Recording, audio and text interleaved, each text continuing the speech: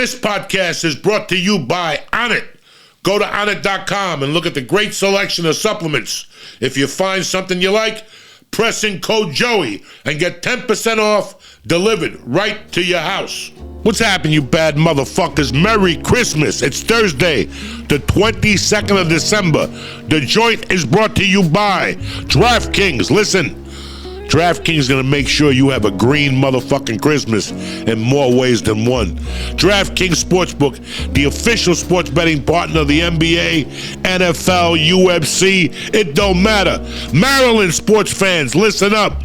DraftKings Sportsbook is now live in your state. Baltimore, do your thing. We're going to make some fucking cash this weekend with the football Saturday, the fucking extravaganza. Not to mention, basketball is fucking making it. It's tremendous right now. This is the heat of NBA basketball season. And right now, new customers bet $5 on a pregame money line on any NBA team to win their game and get $150 in free bets when they do.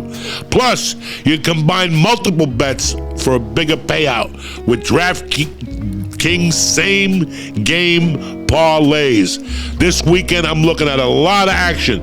Philly against New York Christmas Day. Milwaukee against Boston. You got college basketball. You got college football with Georgia playing Ohio State. Oh my God, I love fucking Georgia in this game. But listen, if you want to get in on the action, you got to download the app right now. Go to DraftKings Sportsbook app, download that motherfucker, and let's get this holiday hoop action going. Sign up with code Joey, Joey. Place a $5 pregame moneyline bet on any NBA team to win and get $150 in free bets if they do. Only at DraftKings Sportsbook with code Joey. Minimum age and eligibility restrictions apply. See show notes for details. The party starts today. Download the DraftKings Sportsbook app and let's make some motherfucking geeters. The joint is also brought to you by Rocket. Listen, most Americans think they spend around $80 a month on subscriptions when the actual cost is closer to $200. You could be wasting hundreds of dollars each month on subscriptions you didn't even know about. That's why I love Rocket Money, formerly known as Truebill. The app shows all subscriptions in one place and cancels whatever ones you don't want. Rocket Money can even find subscriptions you didn't know you were paying for.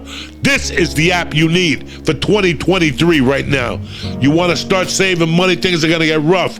Rocket Money will help you put a little money in your pocket. You may even find out that you've been being double charged. To cancel a subscription, just press cancel. And Rocket Money takes care of the rest. It's that easy. Get rid of useless subscriptions with Rocket Money now.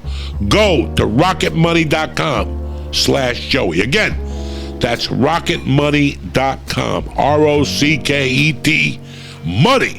MONEY, one word, .com/Joey. It's going to save you hundreds of dollars per year. Things are rough right now. I'm trying to help you guys out. Cancel your unnecessary subscriptions right now at rocketmoney.com. Code Joey. Let's get this party started. It's Thursday. The elves are coming, and I'm ready to sling some dick.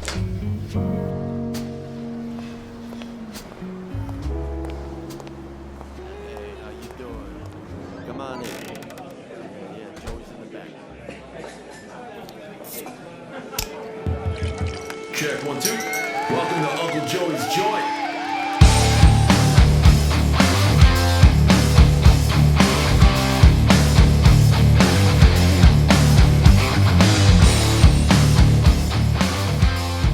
What up, you bad motherfuckers? It's Thursday, the 23rd, and I know before you say something, Joey, where the fuck is the year gone? It's like, that's it. We were talking about this shit in October. How fast it fucking went. 2 fucking days. Look, it's Thursday. Tomorrow is Friday. You're going to be running around those last, stressing yourself out. And then Saturday, it's going to be fucking freezing. Freezing this week. I love it. Nobody's doing dick on Saturday. There's like 4 football games where the weather's going to be under 10 degrees. 10 degrees. Kansas City, this is a freeze over the next 2 weeks, so dress warm, cocksuckers. That's it, man. That's it. We fucking did another goddamn year. How many Christmases we fucking do on this podcast now? 13, 14 fucking Christmases. It was a great fucking year. I got to tell you something. This was one of my best years in a long time. And if whatever, I don't know how people judge their years, or judge their time. Everybody's different. When I was young, it was, another month I didn't get arrested. Fucking another month I fucking did you just move up, and this year was really, I was looking forward to this year for more reasons than one. When this year started, January, I was still a little fucking off kilter.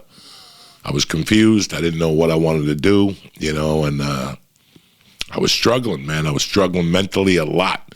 And I'm not ashamed to say that. That's the problem with today's world. Everybody's ashamed to talk about their shortcomings. It just wasn't fucking clicking for me. I had signed up with BetterHelp. I was talking to Dana every week. Then we cut it down to twice a week. I was doing, it was like I had to peel an artichoke to figure out what my next fucking move was, I was telling Mike, listen, man, I knew my comedy career was changing when I got the knee surgery.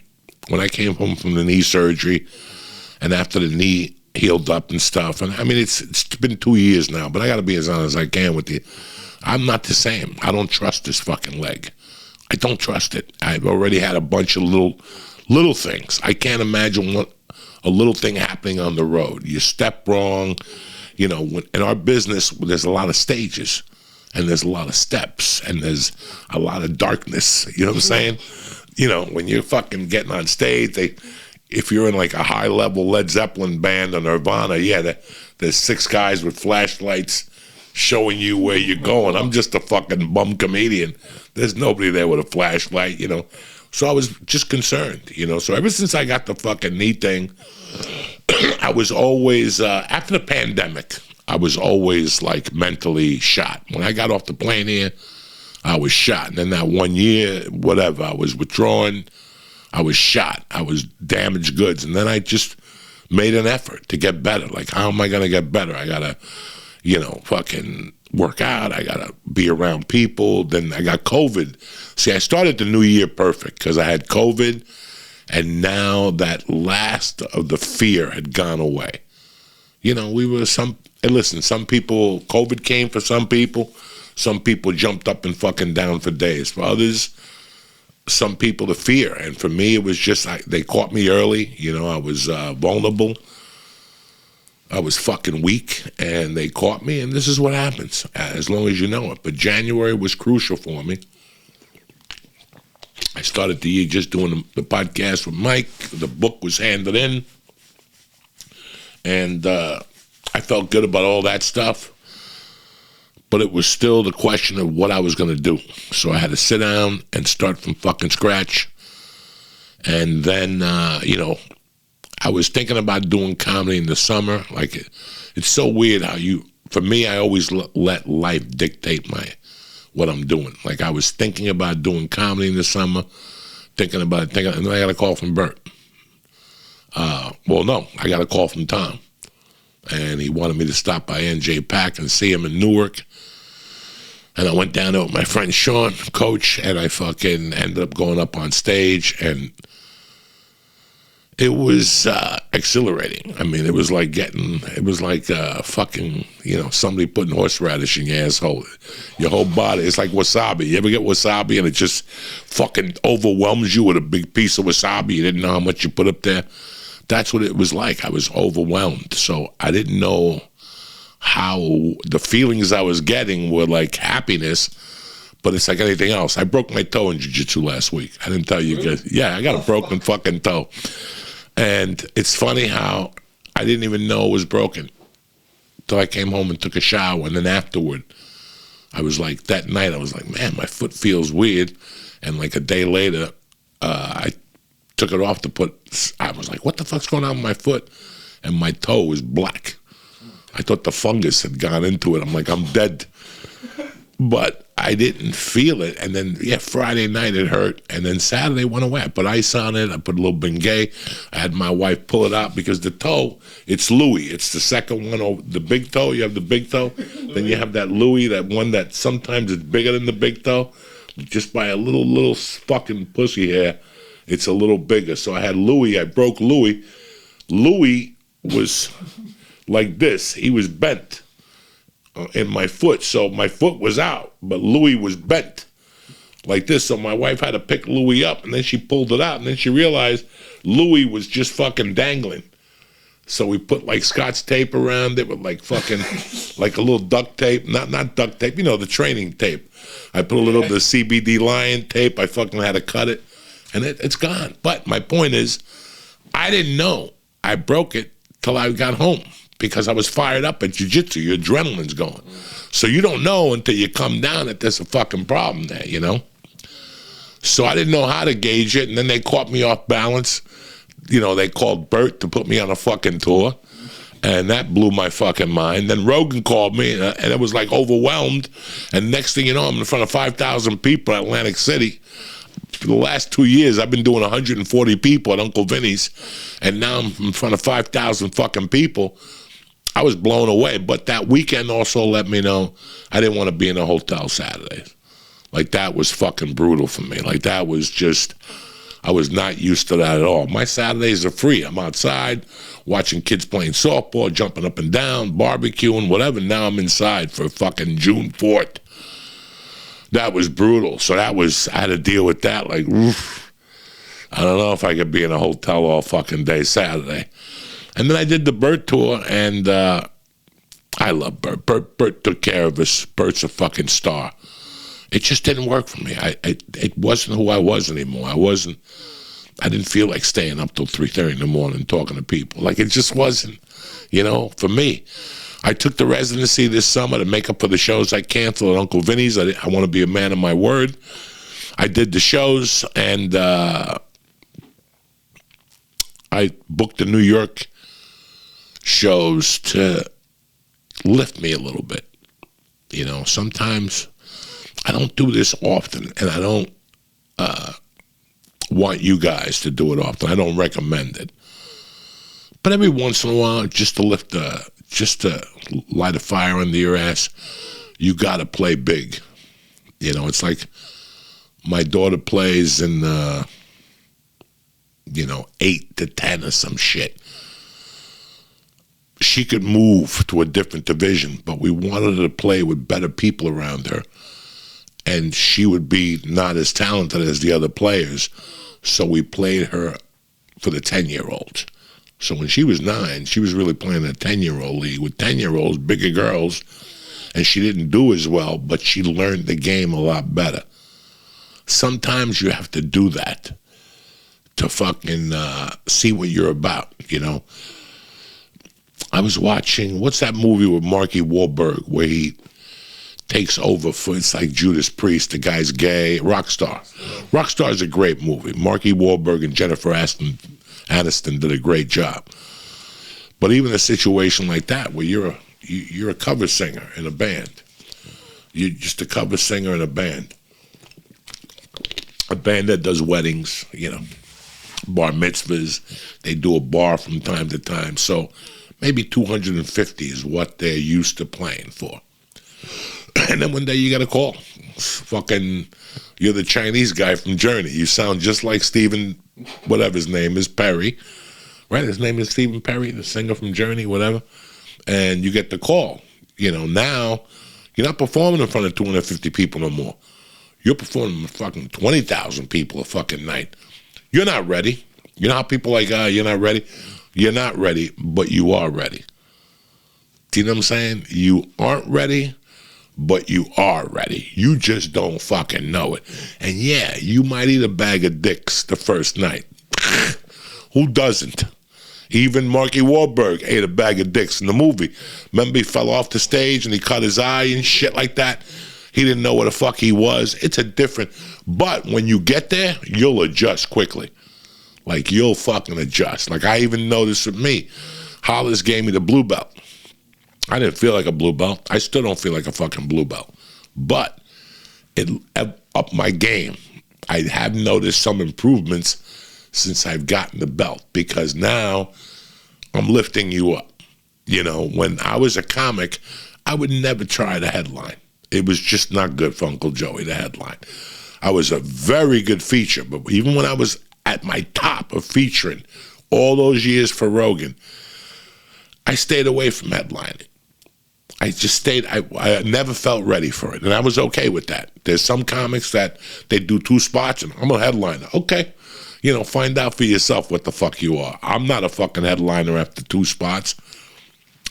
So I was a great feature, but I didn't like fucking headlining. I didn't know I was a headliner. Guess what?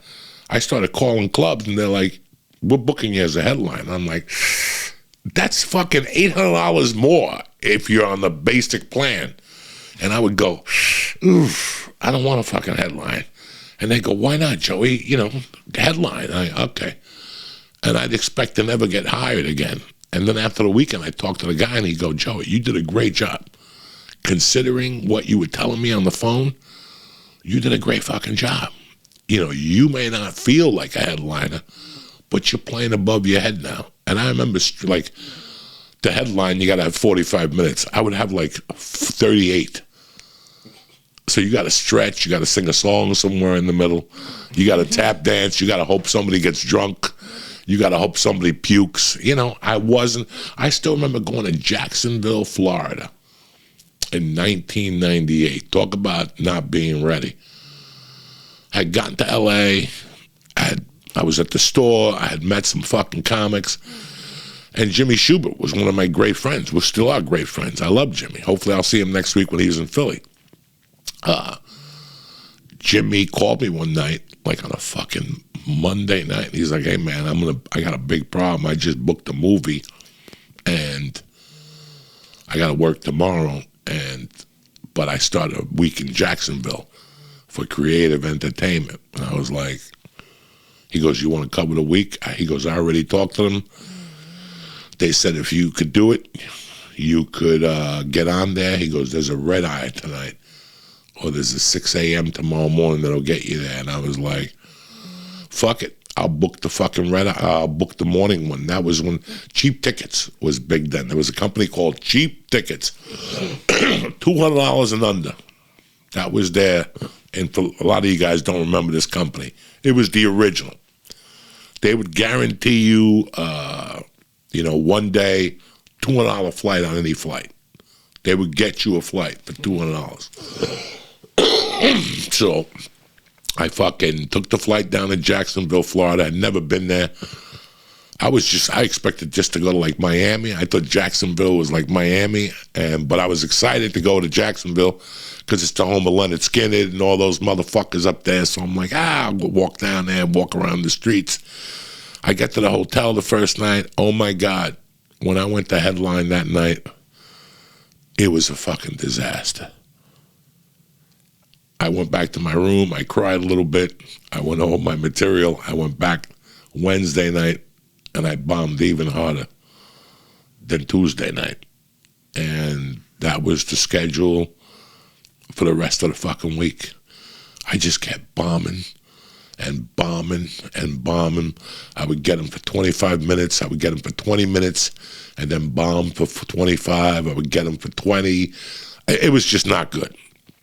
I even went and talked to the manager and asked them if they wanted me to leave. You know, I was like, do you want me to leave? The guy's like, I'm having a good time watching you because you're just bombing. He goes, I'm just dying of watching you bombing. I'm like, that's not that fucking encouraging, you know? But that weekend left me fucking mummified. Like, I went on the plane, I cried, because I thought the word was going to get out. Joey Diaz just stunk it up in Jacksonville. You know, like the word got out.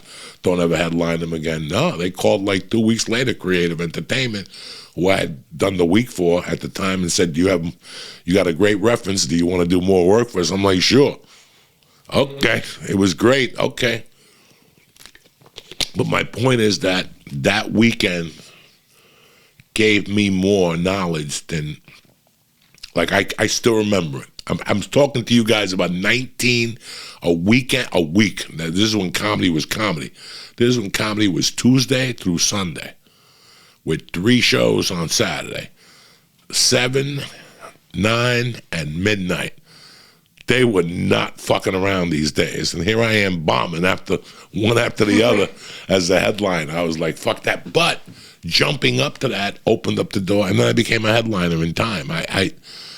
I thought that you became a headliner overnight. Like you just walked into a fucking box and you became a headliner, but that's not the case. And then as I progressed over the years, like by 2004, I started going to these, I started getting booked as a headliner, and then I had to fill the fucking gap. But I never felt comfortable as a headliner till maybe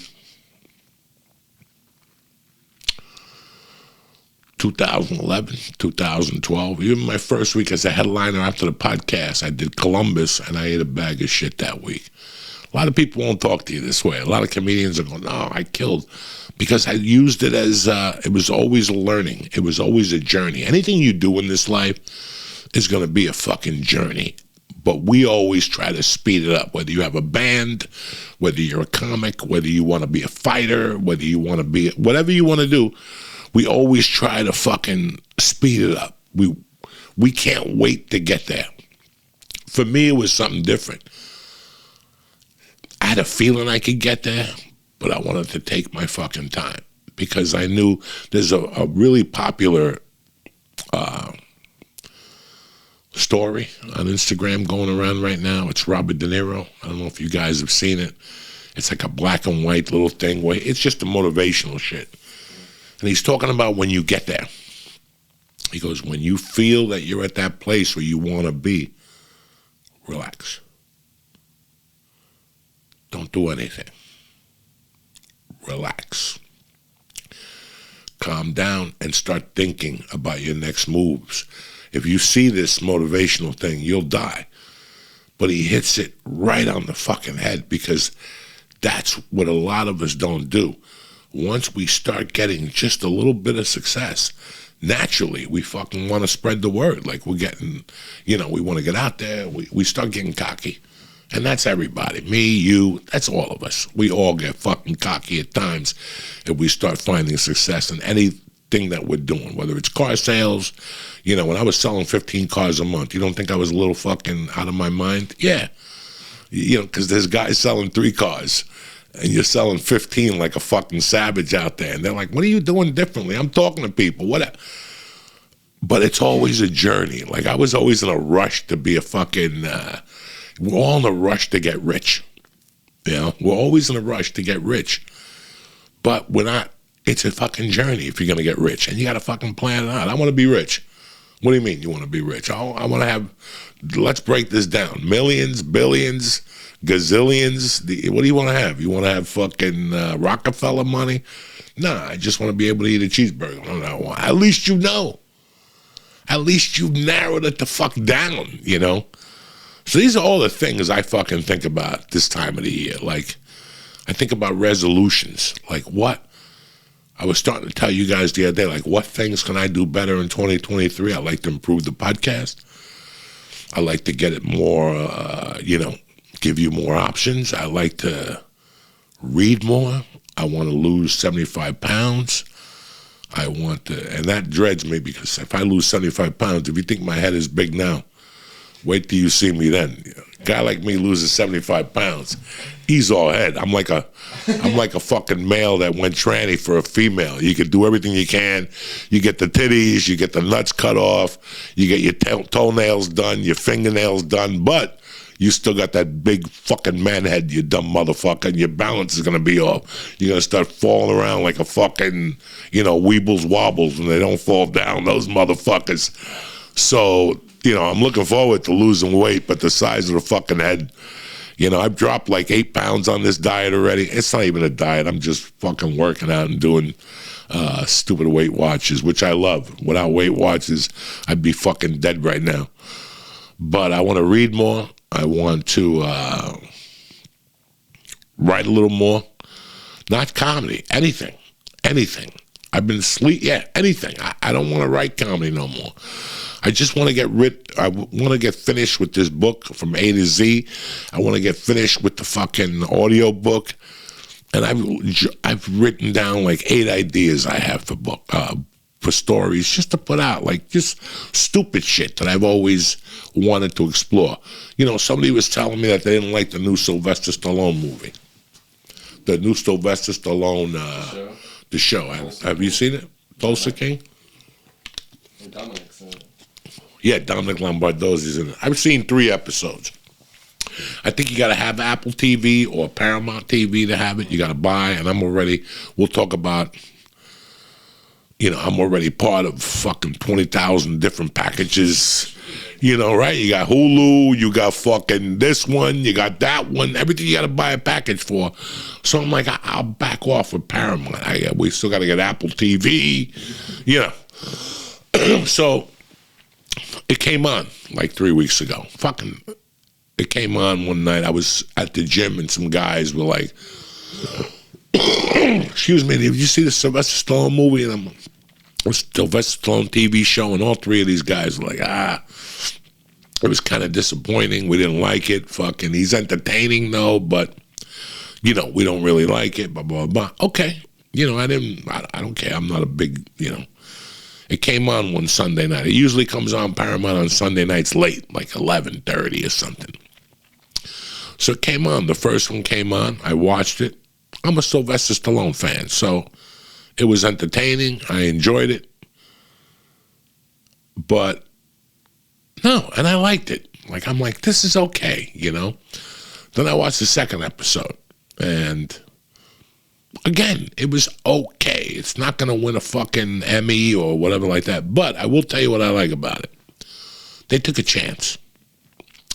They took a chance. For the last 20 years, I've been going to mob auditions, mob fucking TV show auditions, mob pitches. You know, people always calling me, hey, man, can you pitch this character with me at the pit? Okay. Mob pitches, mob TV shows. It was endless. I was surrounded by that shit in L.A., especially when I first got there, because The Sopranos had blown up like in 99, 2000. So as soon as I got there, I was struggling as an actor, but then Sopranos shit started popping up, and thank God I looked like one of the guys, and they took me in. So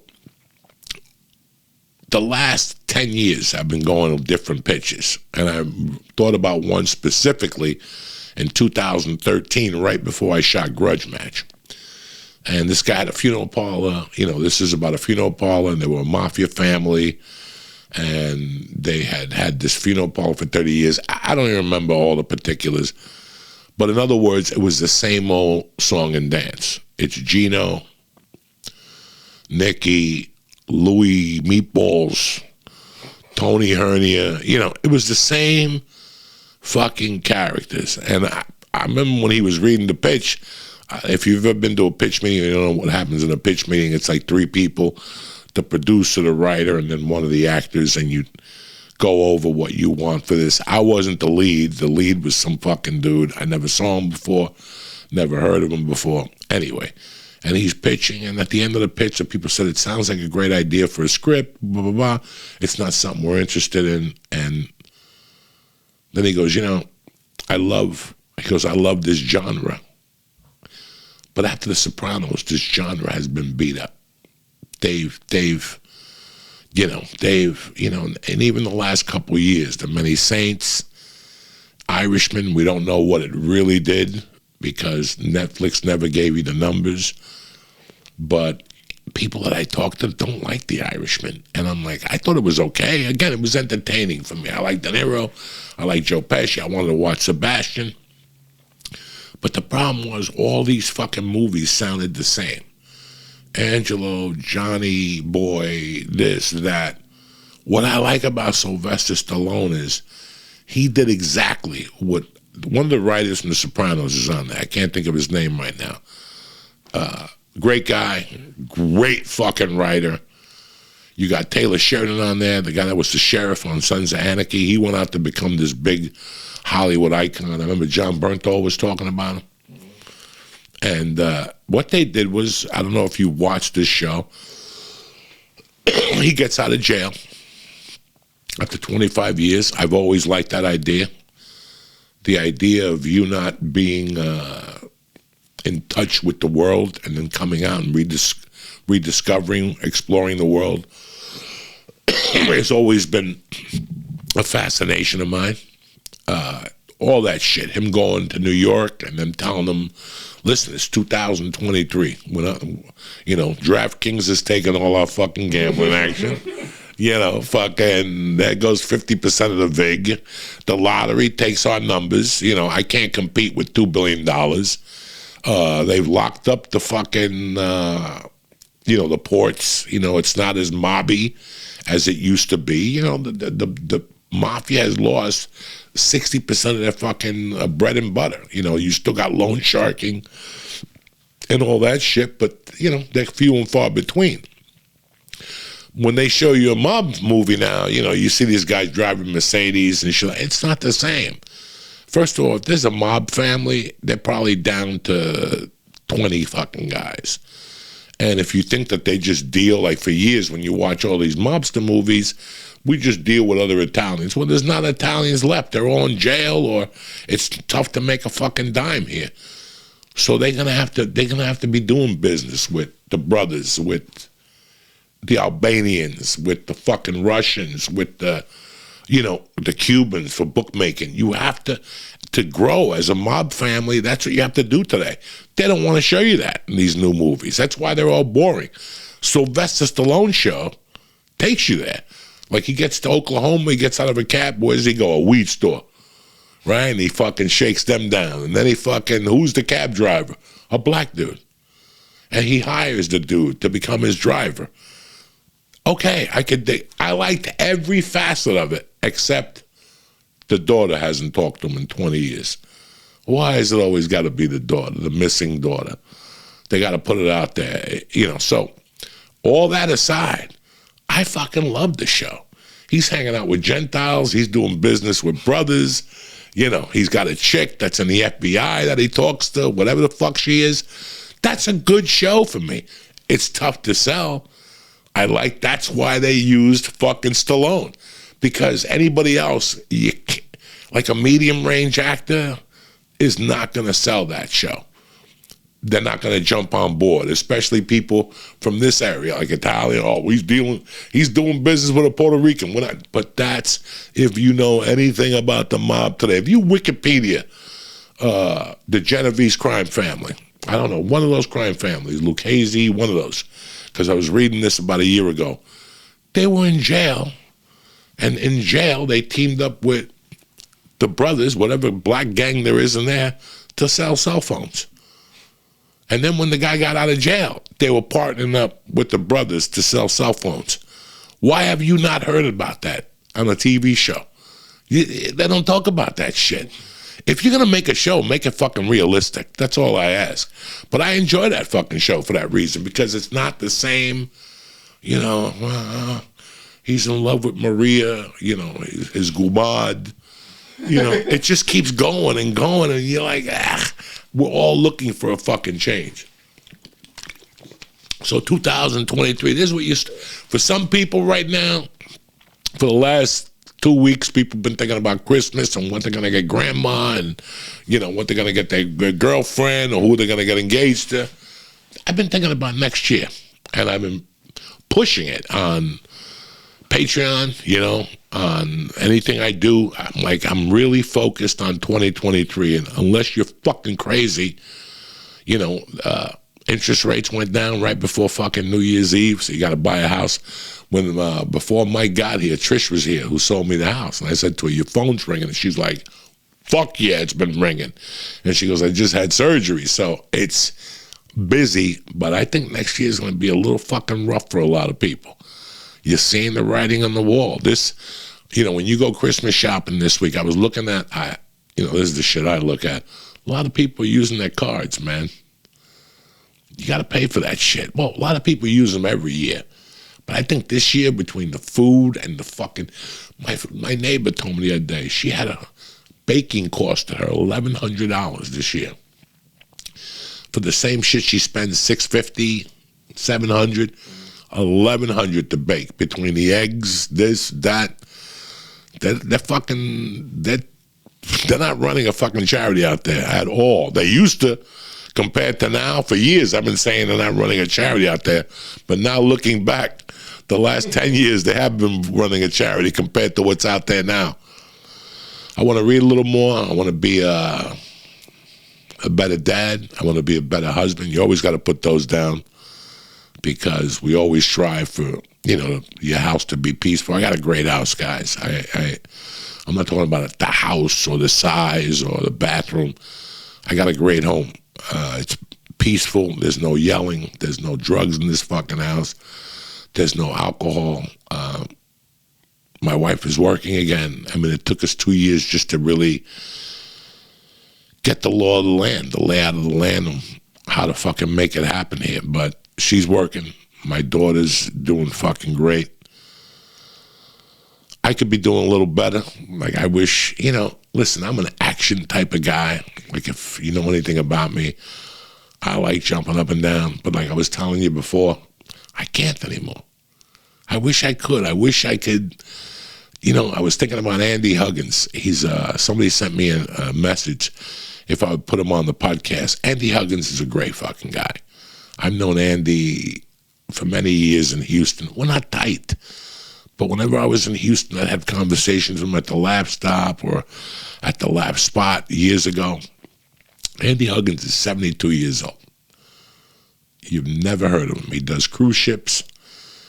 But he's 72, and he's my idol because he's doing it how I would do it. He just shot a special. It's on sale. It's on sale somewhere. You got to see this guy. And he gets up on stage once a week or twice a week. When I heard about Andy, like I just heard recently about him, but I always see he's on Instagram or Facebook taking pictures of different comedy clubs in Houston or one-nighters. They got a place called Rudyard's. That was great. It was like Monday night, Tuesday nights or something. That's the guy. Listen, I've come to a point in my life where I'm not going to get on planes. I'm telling you right now. I'm not getting on fucking planes. I just not in the fucking mood for it. I looked to see what the plane tickets were like for February. My wife keeps torturing me about what are you going to do for your 60th birthday. I don't want to do anything. I don't want to do anything. I want to get some chicken cutlets with some mashed potatoes and some cream corn with jalapenos in it. When the jalapenos are slapped, oh my God, that's good shit. That's what I'm in the mood to do. But I looked at the plane tickets for Aspen. Just one more hurrah in Aspen. Am I going to ski? I don't think so. I'll get my daughter in ski school. Yeah, I'll tube down one day. February is a great month because it's low humidity. So the sun comes out and they do that bikini skiing. And it's just a great time of the year to go. And I want to celebrate my 60th birthday. Again, I'm not cheap, but I'm not paying. It was... Guys, they want $1,400 to sit in the back of the plane. I'm not fucking cheap, but I'm not paying $1,400 to get tortured. It's going to be late. We're going to sit on the fucking tarmac for 15 minutes. There's going to be all this shit. So it's like, fuck you. I'm not going to pay that money to celebrate myself. I don't even know what the fuck we're talking about. I got to... Aspen. Yeah, no, I do want to go to fucking Aspen, but I'm not paying that type of money for my birthday. I think birthdays are fucking overrated anyway. After you're 21, go fuck yourself. I don't want to come to your stupid fucking birthday party. I'll go if it's a special, whatever. But for me, first of all, guy, I'm not the type of guy to throw myself a birthday party. That would be a little fucking shitty. Like, I'm going to throw myself a 60th. Me with a scarf on like fucking Thurston Howell III and shit. I'm not doing that shit at all. And I really don't like fucking parties. Like, I really don't. For me to be at a birthday party is the most embarrassing thing in the world for me. For somebody to walk up with a cake, happy birthday. When I'm in a restaurant and somebody brings a firecracker to somebody's table and all the wait staff come out, I'm like, God damn, that's not good. I don't want that to be me. Fuck you. They bring a horse. Yeah, I don't want none of that shit. But I'll tell you what, guys. You know, write your goals down. What the fuck do you want to happen? I don't want anything to happen in 2023. I want to keep doing the podcast. I think we're going to go to the podcast once a week. We might start doing something with Vic on Wednesdays. So that'll be a little better to add to this. Vic is in Ireland right now, but we talked about it the other night. Just doing the joint on Sunday, the Monday motivation. You know, I love Monday motivation. Even for me, I just like talking shit just to get my dick hard. It reminds me not to be fucking lazy. But I'm going to do that. Do the podcast on Sundays so you guys have something on Mondays. I already know what I want to do. I'm meeting the guy, Mike from El Nido tonight. I'm going to meet Mikey from El Nido and maybe get rent a space. That's what I think we really need. I got to get out of this fucking house, you know. Rent a space. I'm going to do something for DraftKings on Thursday nights where I just cover the week, you know, like Thursday night football, primetime football on Thursday night. Give you the lineups for Friday, Saturday, Sunday, just for myself, just to fuck around.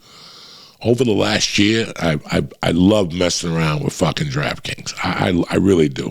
It's not gambling for me. It's fun because gambling is when you put your life on the line to fucking bet that. Like there's a big difference between me betting $200 on a Tuesday night that I don't have. I don't have that $200. But for me to bet $200 on something I don't have for money that I think I need to, you know, like I was gambling as a child, as a young man, which I was a fucking child and mature. I was gambling because I thought I was going to make money. I thought I was going to actually make $30,000 a year. Like they're just running a charity over there. You could just put bets in and they pay you on Thursday. That's not the way it works. That's why I don't even call it gambling no more. It's just fun.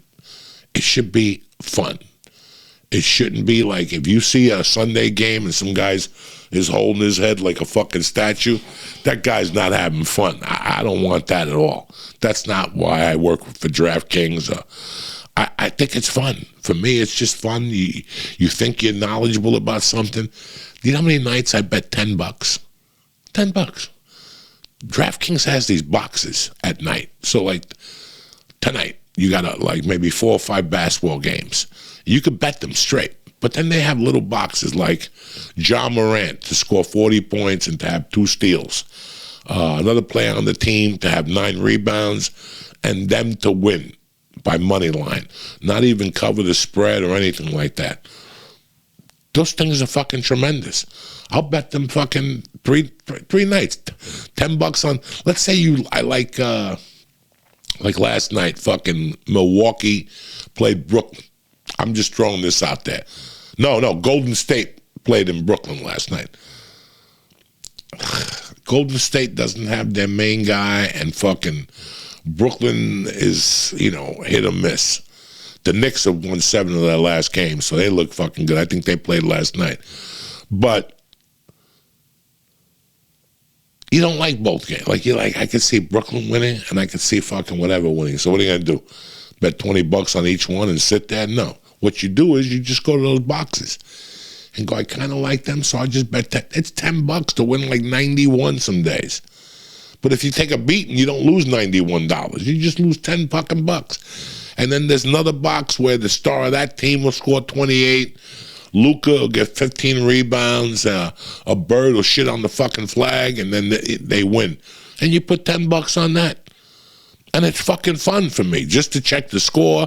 Maybe if a game is on, I'll watch it for 3 or 4 fucking minutes. It's nonsense. I don't word it as gambling. I word it as having fun. There's some nights I don't do shit, but there's some days where last week the UFC, I watched 2 fights. I watched the last 2 fights. I didn't bet it. You know, it's just fun. I don't even know what the fuck we're talking about. Entertainment. That's all it is. That's what people get confused. A lot of people hit me up and go, Joey, I can't believe you're promoting gambling. No, gambling is if I give you the number to a bookmaker who has a loan sharking fucking thing and then you get in trouble with them. You can't get in trouble with DraftKings or any of the other ones because it's all credit card or fucking, not even ATM card. have to have the money. You have to have the money to do it, or PayPal. Like right now, they're running a special. If you deposit $50 with PayPal, you get a $10 bet for free. You know, it's just fucking fun, man. And that's it. I'm looking forward to 2023. I don't know. I'm going to finish up my 2 shows at the Sony Hall. And then I got to do the audio book, which is going to take a lot of my fucking time, guys. So I don't want to book anything around that. And then March, maybe beginning of April, I'm going to have to start doing a couple more podcasts, go down to Austin, see Joe Rogan. I like to get there, you know, in January, maybe see Joe and do a quick podcast just to stay alive. The book comes out April 23rd. And then, I don't know. I was thinking of maybe doing a monthly residency, switching it up. Maybe doing one in New Jersey. I've been in New York for the last 7 months. I haven't played in Jersey since the beginning of September, so I wanted to give Jersey a breather. So I'll come over to the Red Bank. Red Bank has 2 great little theaters. They got the Count Basie, the big theater which seats 1,500, and they have the little one on the side. So that's a thought I might have. And I'm just going to keep it simple, be a dad. I'm 60. I'll be 60 in less than a month and a half. Why put myself over my head? If I want to do comedy that bad, I'm in the greatest fucking city in the world. So that's it. I came to a conclusion. I built this up. Nothing happens by chance, guys. I know a lot of you guys think that luck, there's a lot of luck involved, but nothing happens by chance. We all put hard work in, and you know, you bear the fruits of it, man, little by little. It's a journey. It's not going to happen overnight. If you're looking at 2023 to be like your bust out year, I agree with you. It's going to be your bust out year. But if it's not your bust out year, remember, it's a journey. It's not it's a marathon. It's not a sprint. You got this. And that's it, man. It's going to be a great year. I am so happy that I put the work in this year. You know, listen, man, I lost a bunch of money by getting off the road. What's that expression? You win the war, but you lose the battle. You know, I lost the war, but I won the battle. Because I won that little, you know, I was stressed out about money, my what am I going to do, this, that. It wasn't about money.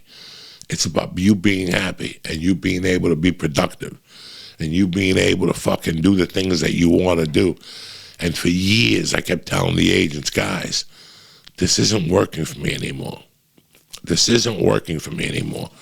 It's not that comedy wasn't working. It was the way I was doing it that wasn't working. It was fucking backwards. And it was starting to bother me. All that shit I had when I got off the plane, I moved here, was a ton of fucking confusion. I was just totally fucking confused. And guess what? I stuck to my guns. You know, as hard as it was, I got rid of my agent in L.A. I stayed with the same agent. I only went with a different guy in New York. And I stuck to my guns. I was scared. There was a lot of fear. But guess what? I did it.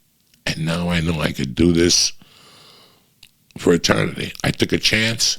It took me 2 years to get this down, to figure out a life without having to go on the road, only when I wanted to, on my fucking terms. And that's what I'm doing. I'm living life on my terms. I took it down to my terms. Always figure your life out and stick to your fucking guns. Even if it's making you lose money in a different area. Who gives a fuck? You're going for you. You're going for your dream. Listen, I always enjoyed doing it. But enough. I didn't want to get on planes anymore. I didn't want to deal with these people no more. I was sick and tired of just doing things I didn't want to do anymore. But most importantly, I was sick and tired of selling my future. It's fucking rough to have plans and then to realize you have something to do. It worked for the longest time, but it didn't work anymore. So I'm happy I made the adjustment. And you got to work for everything you get in this life. You catch a break from time to time, you will. But you're not going to catch that break if you're not putting the fucking time in. So I hope you guys have a great holiday. Laughing gas. It's still got weed to help you out. Remember, we got Stoner Club delivered in Jersey. And if you're in LA, just stop at the ice cream shop. I mean, listen, this laughing gas is everywhere in California now. And people are really digging it. We keep smoking it. And that's it. It's going to be a great holiday. I hope you guys get everything you want for Christmas. But the most important gift you get is clarity for 2023 to do whatever the fuck you want next year. I love you, motherfuckers. Mike and I were discussing it. We don't know what we're doing next week. We'll be back New Year's week, but we ain't working New Year's Day, so you might not get the podcast till Tuesday that week. So it'll be a slow week the next couple of weeks until we figure things out. But have a great holiday with your family, and we love you. I love you. Stay black, and we'll see you motherfuckers next week. Tip Top Magoo. And now for a word from my motherfucking sponsor, Jack. All right, you bad motherfuckers, I want to thank you and wish you guys a Merry Christmas again. But remember, Rocket Money, I fucking love Rocket Money. You think you spend about $80 a month, maybe $90 on subscriptions, but it's actual more like $200. You could be wasting hundreds of dollars each month on subscriptions you didn't even know you had. That's why I love Rocket Money, formerly known as Truebill. The app shows all of your subscriptions in one place and cancels whatever ones you don't want. Rocket Money can even find subscriptions you don't even know you were paying for. To cancel a subscription, just press cancel, and Rocket Money takes care of the rest. It's that easy. So do me a favor, get rid of useless subscriptions and save some money with Rocket Money. Go to rocketmoney.com/Joey. It's going to save you hundreds per year. Again, that's rocketmoney.com/Joey. Cancel all your unnecessary subscriptions right now so you can save money in the upcoming year. rocketmoney.com/Joey. The joint is also brought to you by one of my favorites in all the world, DraftKings. Why? It's fun. It's easy. They're safe, secure, and reliable. You win, they pay. Plus, everyone can combine multiple bets for bigger payouts with DraftKings same-game parlays. And the good news is, Maryland sport fans, listen up. DraftKings Sportsbook is now live in your state, so you can start betting the Baltimore Ravens. How's that? It's NBA season is at its highest right now. New customers bet $5 pregame money line, and if any of your NBA team wins, you get $150 in free bets if they do. Plus, everyone can combine multiple bets for bigger payout with DraftKings same-game parlays. Download the app and get in on the holiday action on Christmas Day. Philly against New York. Milwaukee at Boston. You got college basketball, you got college football, and you got the casino. So download the app, sign up with code Joey, and place $5 pregame moneyline bet on any NBA team to win only at DraftKings Sportsbook with code Joey. Minimum age and eligibility restrictions apply. See show notes for details. I want to thank DraftKings. I want to thank Rocket Money. I want to thank BetterHelp. And I want to thank you guys for being savages and always having my back. I love you, cocksuckers. Stay black. Have a great holiday. And I'll see you next weekend. Tip Top Magoo.